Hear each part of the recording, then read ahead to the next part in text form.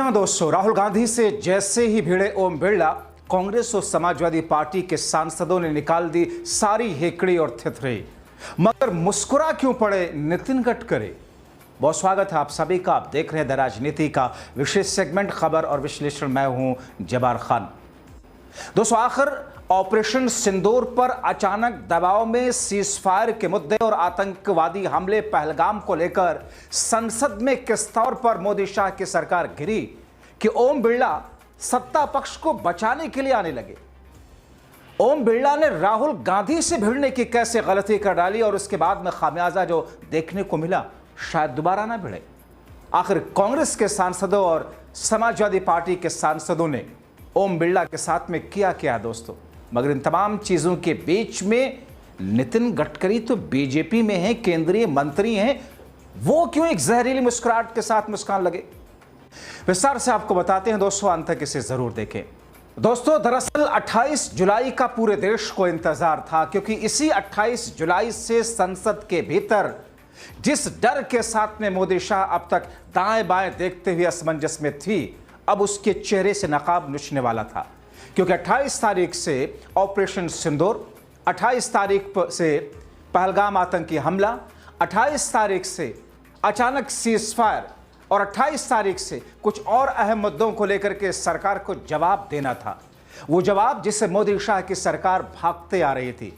और इसी बीच में जब 28 तारीख आई तो ऐसा लगा कि सत्ता पक्ष के सामने विपक्ष ने कुछ इस अंदाज में घेराबंदी कर ली है जिससे सरकार का बच पाना मुश्किल है।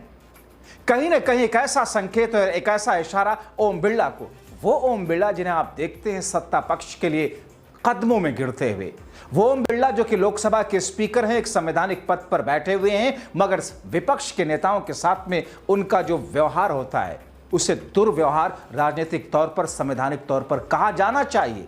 वो ओम बिरला जो हर तरीके से नंबर बढ़ाने की कोशिश करते हैं। दोस्तों, वही ओम बिरला जब उनको इस बात का एहसास हुआ कि साहब गलती तो हो गई, क्योंकि कांग्रेस पार्टी से जुड़े हुए सांसद, कांग्रेस पार्टी के नेता, इंडिया गठबंधन के सांसद, समाजवादी पार्टी के सांसद जब वेल में आए तो फिर ओम बिरला को न दाएं सोच रहा था न बाएं सोच रहा था। आइए आपको उसकी एक झलक दिखाते हैं किस तौर पर ओम बिरला दरअसल इधर उधर की बातें करने लगे और सब कुछ मानो सत्ता पक्ष के खिलाफ विपक्ष के ऊपर थोपने ही लगे। सुनिए उनको।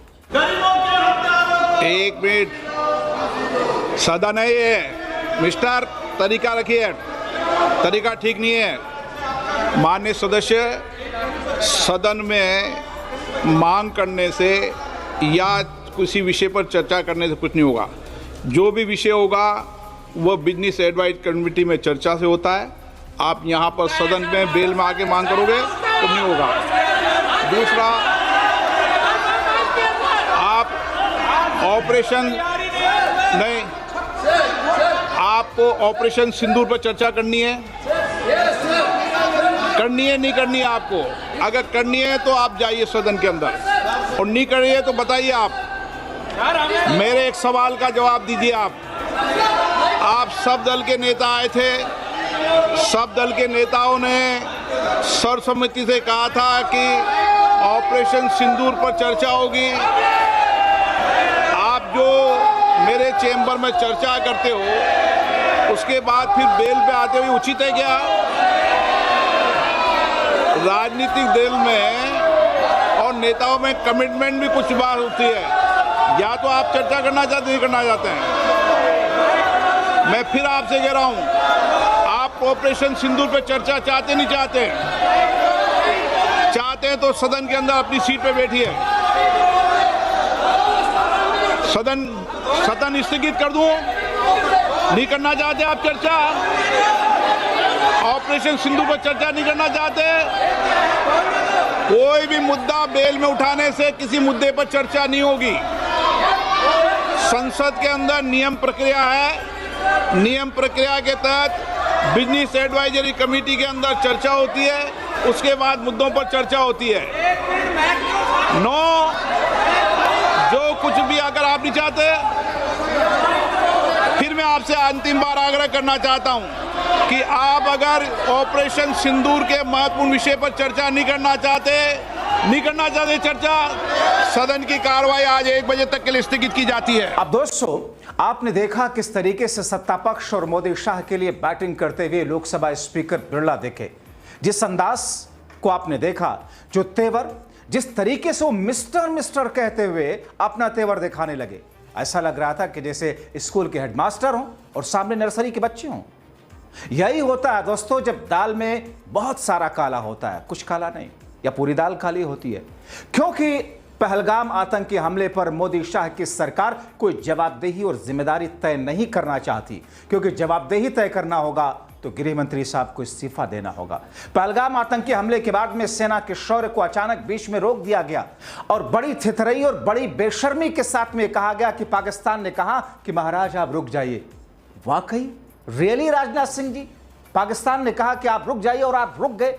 उससे ज्यादा बेशर्म तो आपकी सरकार की यह कायरतापूर्ण हरकत रही, क्योंकि वो पाकिस्तान जिसने हमारी 26 लोगों को मौत की नींद सुलाया, उस पाकिस्तान ने जब कहा कि अब ठीक है आप रोकते हैं इस जंग को, आपने रोक दिया।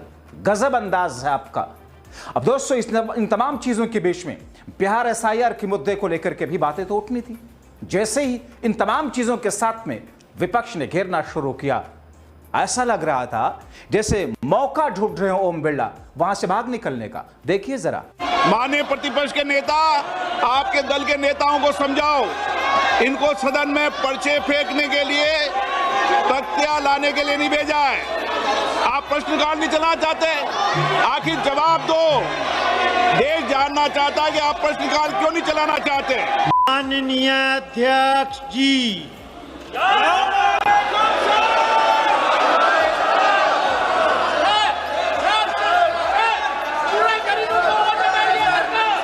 प्रश्नकाल मंत्रालय में काम कर रहा था, हमने देखा कि बाहर माननीय प्रधानमंत्री जी के द्वारा प्रारंभ की गई योजनाओं के कारण से निकल पाए।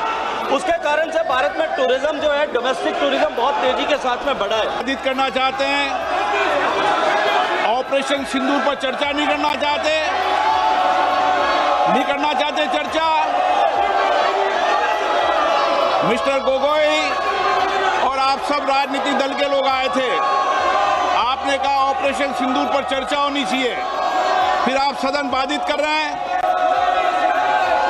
आखिर सदन आप क्यों नहीं चलने दे रहे? प्रश्नकाल माननीय सदस्यों का सबसे महत्वपूर्ण समय होता है। आखिर देश जानना चाहता है कि आप प्रश्नकाल क्यों स्थगित करना चाहते हैं, क्यों आप प्रश्नकाल के अंदर नियोजित बाधा करना चाहते हैं। माननीय प्रतिपक्ष के नेता, आपके दल के नेताओं को समझाओ, इनको सदन में पर्चे फेंकने के लिए, तख्तियां लाने के लिए नहीं भेजा है। आप प्रश्नकाल नहीं चलाना चाहते, आखिर जवाब दो। देश जानना चाहता है कि आप प्रश्नकाल क्यों नहीं चलाना चाहते। 10 महत्वपूर्ण मंत्रालयों पे आज चर्चा होने वाली है। शिक्षा, पर्यावरण, वित्त, श्रम, ऐसे महत्वपूर्ण विभागों पर चर्चा होना चाहती है। सदस्यों का समय होता है, आप प्रश्नकाल नहीं करना चाहते। आखिर क्यों प्रश्नकाल स्थगित करा रहे हो आप? क्यों सदन के अंदर नारेबाजी, तख्तियां, पर्चा फेंक रहे हो? ये सदन के अंदर मर्यादा आपकी? देश देखना चाहता है कि आप नियोजित तरीके से सदन को बाधित करते हैं, संसद की मर्यादाओं को गिराते हैं, गरिमा को गिराते हैं। आप चर्चा नहीं करना चाहते, आप मुद्दों पर विषय नहीं रखना चाहते, प्रश्नकाल पर माननीय सदस्यों को बोलने नहीं देते आप। ये तरीका आपका उचित नहीं है। मैं फिर आपको आग्रह कर रहा हूं, सदन की मर्यादाओं को बना के रखो। सदन सबका है, देश की 140 करोड़ जनता की अभिव्यक्ति का सर्वोच्च संस्था है। आप इसी तरीके का आचरण व्यवहार करना चाहते हैं, ये देश देखेगा कि आपने प्रश्नकाल को नियोजित तरीके से बाधा पहुंचाई, तख्तियां लहराई, पर्चे फेंके, नारेबाजी करी। सदन की कार्रवाई आज 12 बजे तक के लिए स्थगित की जाती है। तो दोस्तों, जैसा कि मैंने अपने पहले शो के दौरान बताया था कि सत्ता पक्ष के सामने संसद में 28 जुलाई से जो कुछ होने जा रहा है उसका जवाब ना तो मोदी के पास है, ना तो शाह के पास है, ना ओम बिरला के पास है, न ही पूरे सत्ता पक्ष और एनडीए के पास में है। इसीलिए टाइम पास करने की कोशिश कर रहे हैं, क्योंकि ये चाहते हैं कि हमने तो कह दिया चर्चा तो होगी किसी तरीके से। ओम बिरला साहब स्पीकर की कुर्सी पर बैठे हुए शर्म जरा भी नहीं आती, तनिक भी नहीं आती। संवैधानिक पद पर बैठ करके लोकतंत्र के धज्जियां उड़ा रहे हैं। स्पीकर की कुर्सी की गरिमा रख पाना आपके बस की बात नहीं, सब कुछ आप विपक्ष के ऊपर थोप रहे हो। आप ये नहीं बतलाने दोगे कि आतंकी हमला कैसे हुआ, 22 अप्रैल को कैसे आतंकी घुसे, 26 लोगों की जानों के जिम्मेदार कौन है?